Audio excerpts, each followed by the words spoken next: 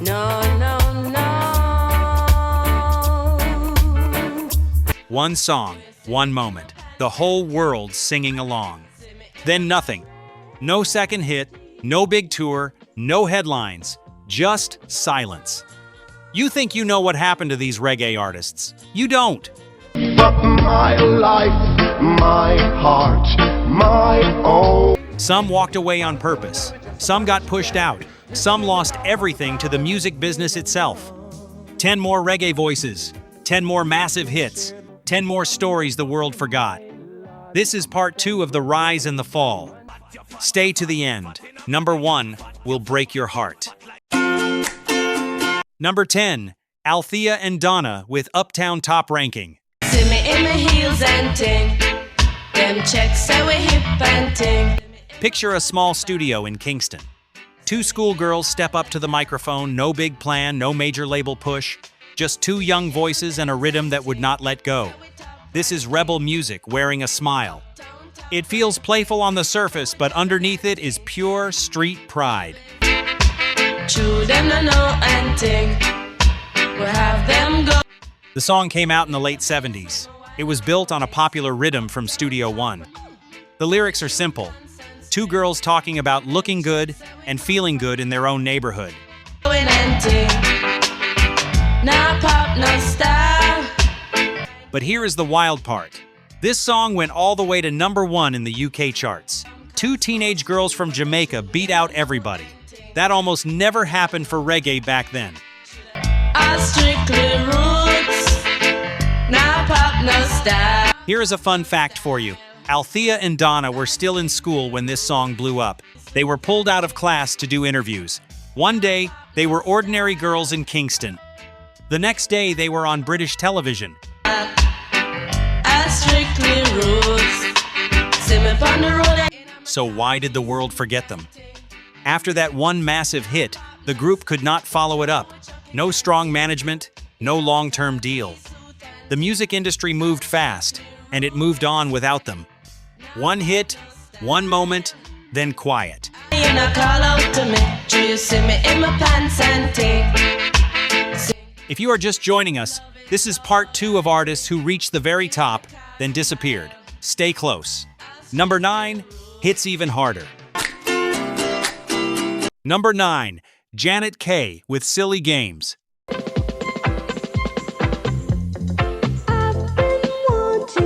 This one is for the lovers. Picture a blues dance in London. Low light, bass shaking the walls, couples holding each other close.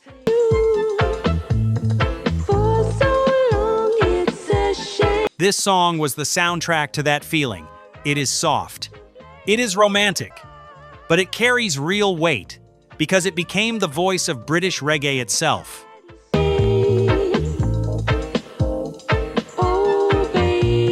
Janet Kay recorded this song in London, not Jamaica. That matters. It came out of the lovers' rock scene, a softer, romantic style of reggae that British Caribbean youth built for themselves.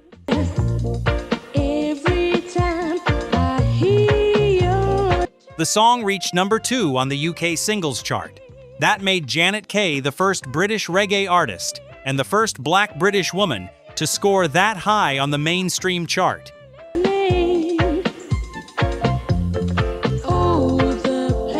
Here is something most fans do not know.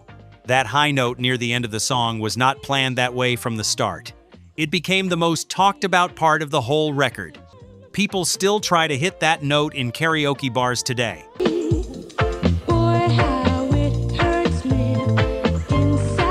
So why is she not a household name now? Lovers rock got pushed aside as dancehall took over in the 80s. The sound changed, the radio moved on. Janet Kay kept singing, but the spotlight never came back the same way.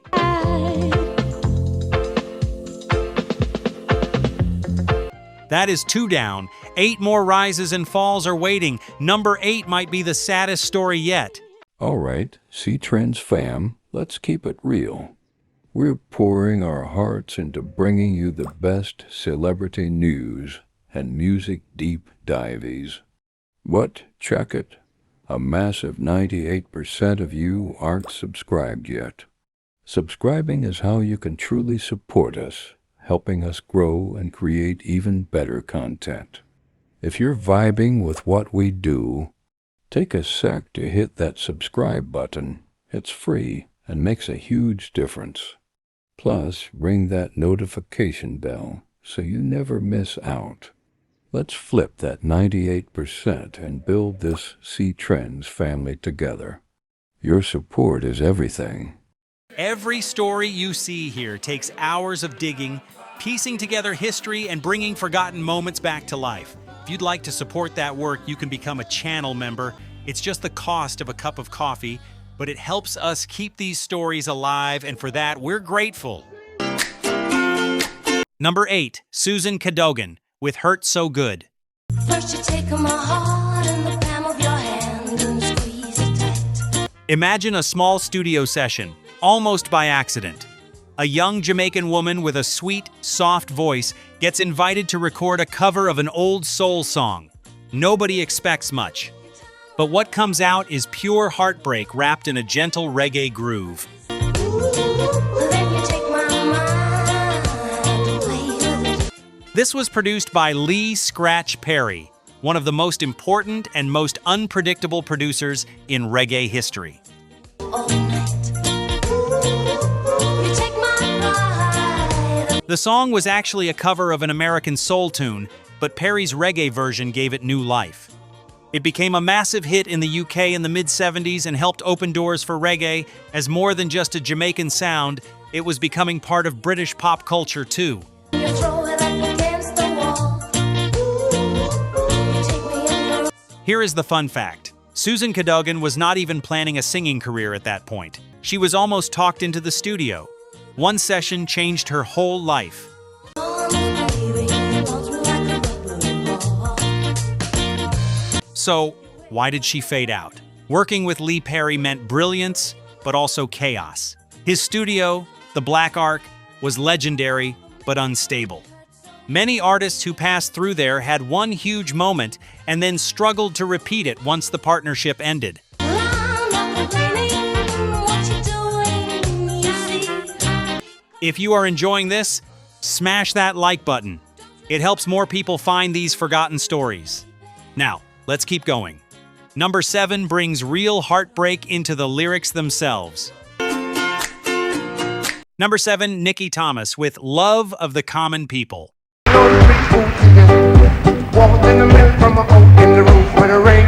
This is not a love song between two people. This is a song about poor people, working people, struggling to get by. Picture it playing on a radio in a small house with not much money but a lot of pride. That is the heart of this record.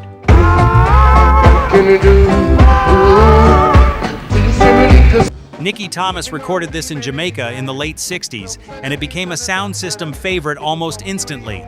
The lyrics talk about families with empty pockets but full hearts, doing whatever it takes to survive.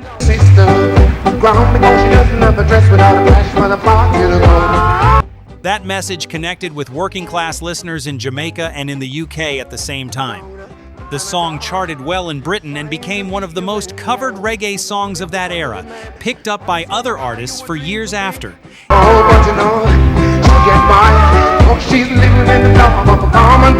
Here is something interesting. This song became bigger overseas, especially in the UK, than it ever was back home in its early days. Crowds in working-class British neighborhoods adopted it as their own anthem.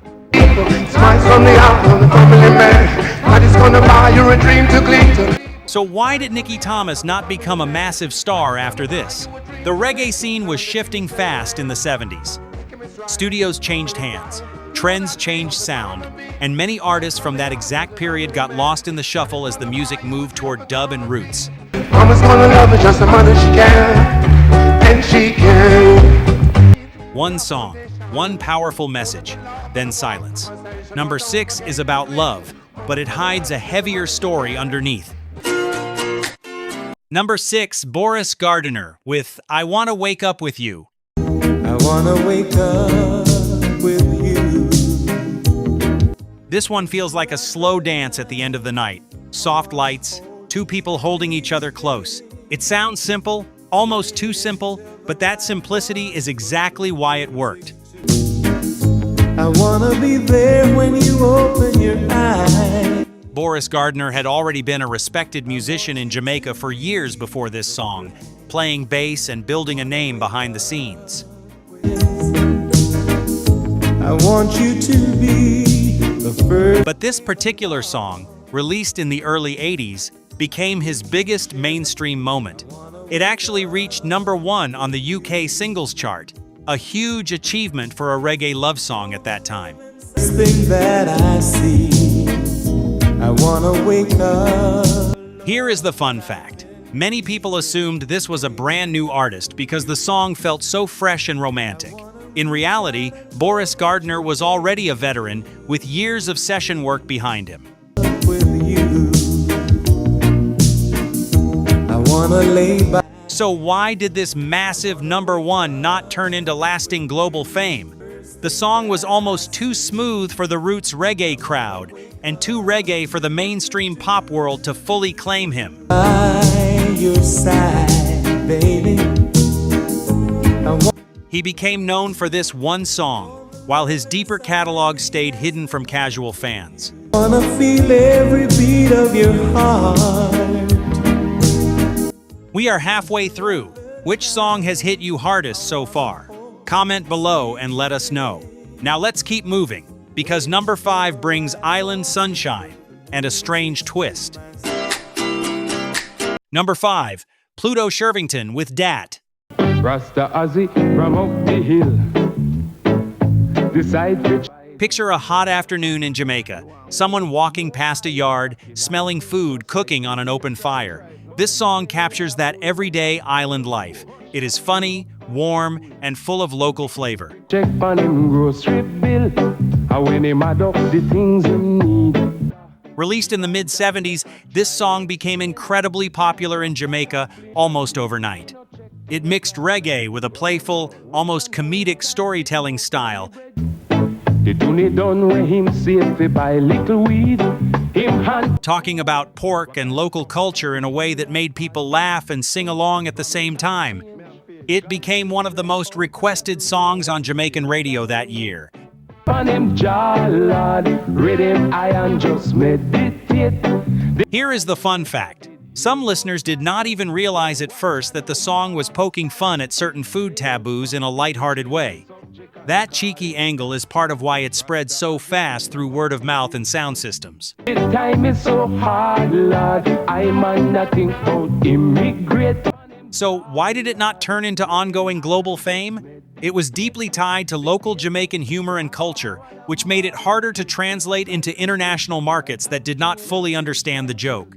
I make up my mind, Lord. I might as well go against Simon. It became a beloved island classic, but it never crossed over the way more serious roots songs did. So I forward the market. I sight the butcher boy. Halfway Feeling is hitting hard now. 5 more stories to go, and they only get heavier from here. Number 4, we are going to slow down for a moment because this one carries real pain underneath the rhythm. Tony Tribe, with his version of Red Red Wine.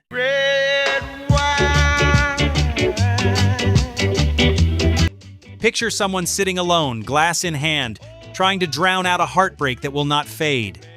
The song sounds almost gentle, almost comforting, but the words underneath are about a person using drink to cope with loss.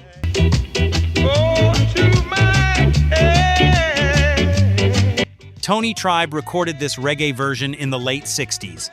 The original song was written by an American songwriter, but it was the reggae interpretation that truly captured a sound system following in Jamaica and in the UK.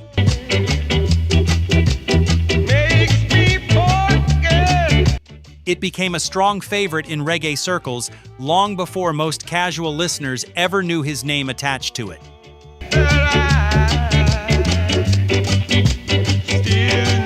Here is the fun fact, and a real twist.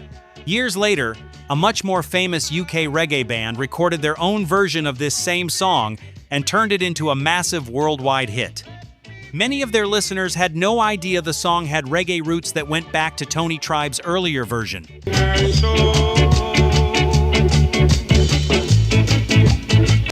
So why is Tony Tribe forgotten while that song is known everywhere?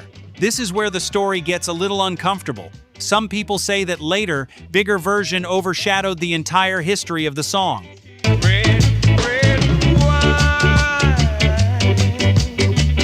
Others say it is simply how the music business works. The most famous version usually swallows the credit for the ones that came before. Either way, Tony Tribe's name faded into the background of a song he helped shape.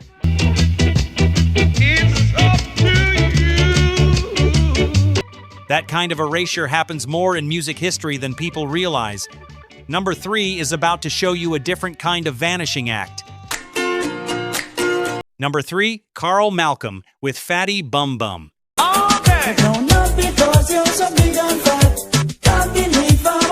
This one feels like a hot, crowded dance floor. Sweat on the walls, laughter mixing with the bass line. It is playful, cheeky, and built purely for good vibes on a Friday night.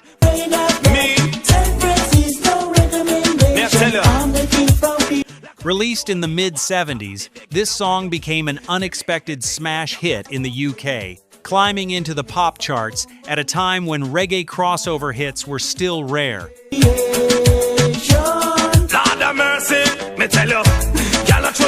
It is a fun, teasing song about admiring a woman's figure, delivered with charm rather than disrespect, and it became a favorite at parties and on dance hall sound systems almost instantly.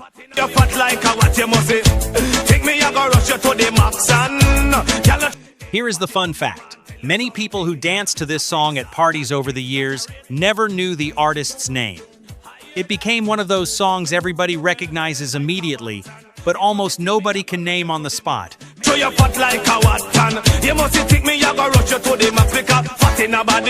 So why did Carl Malcolm not become a lasting reggae icon after a UK chart hit like this? Novelty songs, even huge ones, often struggle to build a long career.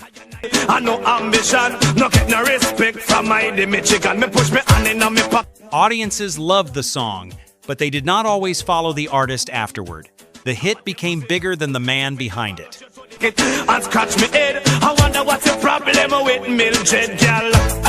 Two more entries left, and the next one carries the controversy I promised you earlier. Stay close. Number 2, Ken Booth with Everything I Own. You sheltered me from harm. This song feels like grief turned into melody. A person singing about loss, about giving anything to have someone back. It is heavy, honest, and deeply emotional. The kind of song that quiets a room. Kept me warm, kept me warm. Ken Booth recorded his reggae version of this song in the mid-70s, and it shot all the way to number 1 on the UK singles chart. That made him one of the few Jamaican reggae artists of that era to reach the very top of the British charts with a song so emotionally raw.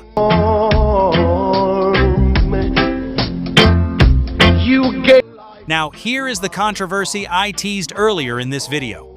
A few years later, a well-known British pop artist recorded his own cover of the same song, and that version also became a massive worldwide hit. My life to me, set me free. Arguably even bigger and more remembered today than Ken Booth's original chart-topping version. Some people say the music industry simply favored the bigger pop name. Others say it comes down to marketing power and distribution, not talent. Set me free. There are different versions of the story depending on who you ask, but the pattern is familiar in music history. The original artist often gets pushed into the background while a later cover takes the spotlight.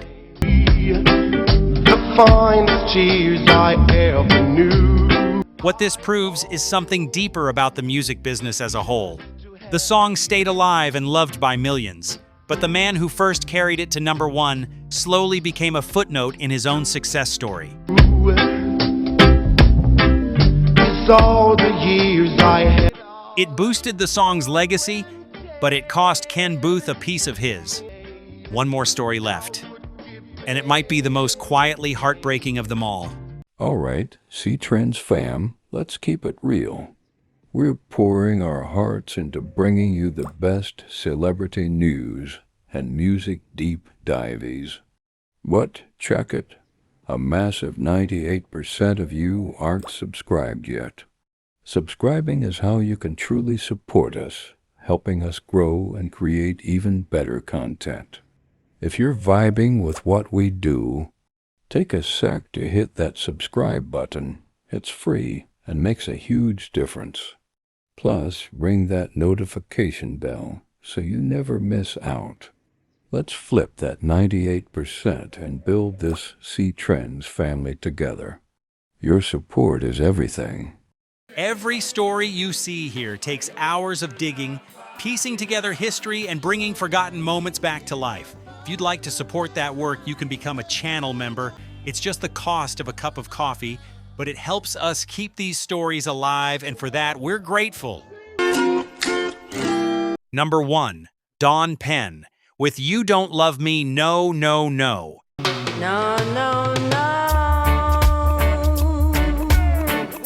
Picture a woman standing firm, refusing to be fooled by sweet words anymore. This song is not soft, it is a declaration. It feels like rebel music for matters of the heart, a woman taking her power back, line by line. You don't love me and I... Dawn Penn first recorded an early version of this song in the late 60s in Jamaica. It did well locally, but it was a reworked version released years later in the early 90s, built on a stripped-down, bass-heavy riddim that turned it into a massive international hit. I know now. It became one of the most recognized reggae vocal performances of its generation, sampled, covered, and played in clubs around the world. No, no, no. Here is the emotional twist behind this story. Dawn Penn actually stepped away from music for years between her first version and the version that made her famous worldwide. You don't She had walked away from the industry entirely, then came back and finally got the global moment her voice always deserved. love me as I know now. So why is she still not a household name the way the song itself is? The song became bigger than the singer in the public's mind. Millions know the hook. Far fewer can name the woman who wrote it and lived it.